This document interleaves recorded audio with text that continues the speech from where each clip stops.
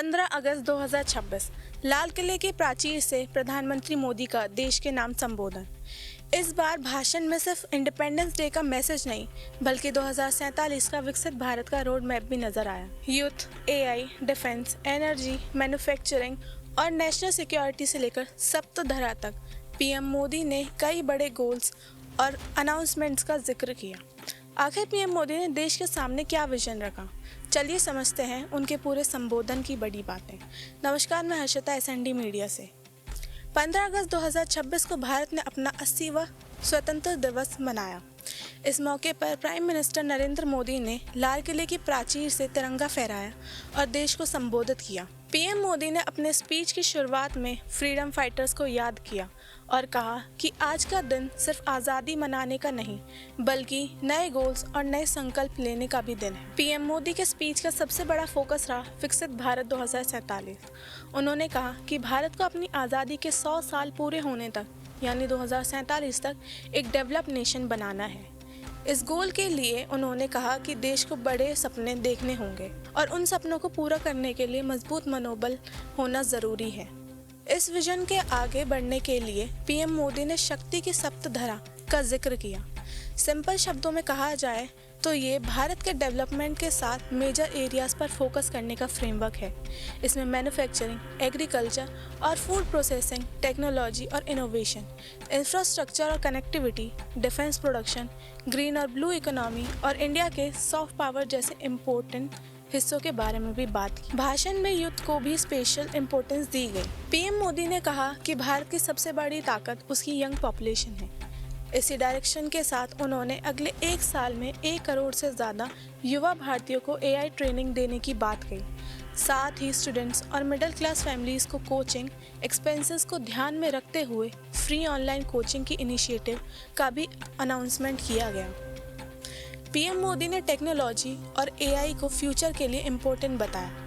उनका मैसेज था कि इंडिया को सिर्फ टेक्नोलॉजी का कंज्यूमर नहीं बल्कि टेक्नोलॉजी डेवलप करने वाला कंट्री बनना हो। एआई के साथ साथ सेमीकंडक्टर सेक्टर पर भी फोकस किया गया। सरकार का एम भारत में सेमीकंडक्टर मैन्युफैक्चरिंग को एक्सपेंड करना है ताकि टेक्नोलॉजी और इलेक्ट्रॉनिक्स के इम्पोर्टेंट पार्ट्स के लिए भारत को दूसरे कंट्रीज पर डिपेंड ना होना पड़े।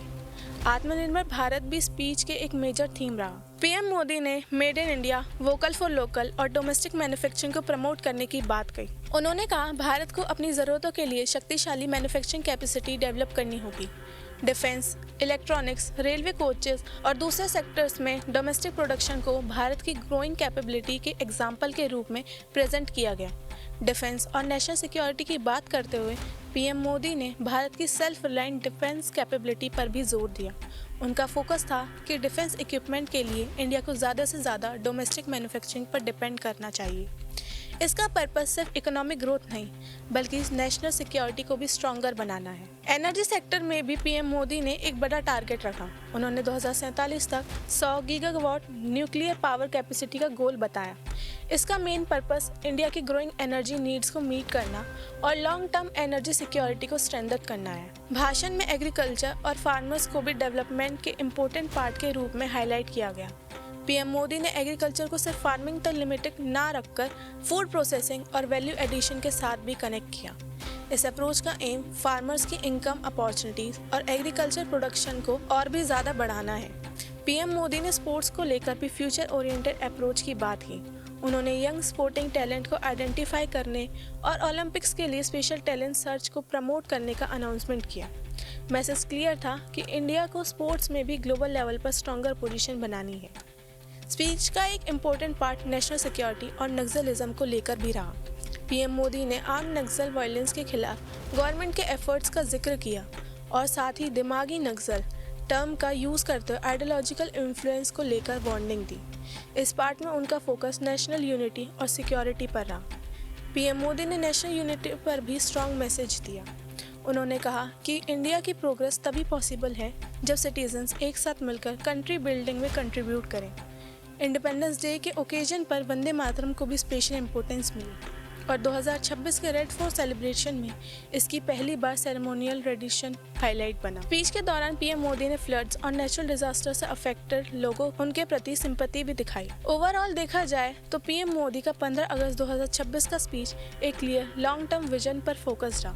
2047 तक विकसित भारत, इस विजन के strong centre youth, technology, AI, manufacturing, agriculture, defence, energy, infrastructure और नेशनल यूनिटी जैसे एरियाज रहे। 15 अगस्त 2026 के रेड फोर्ट स्पीच में पीएम मोदी ने भारत के सामने 2047 का बड़ा विजन रखा। एक ऐसा भारत जो डेवलप भी हो, सेल्फ रिलायंट भी हो और टेक्नोलॉजी और इनोवेशन में दुनिया के साथ खड़ा हो।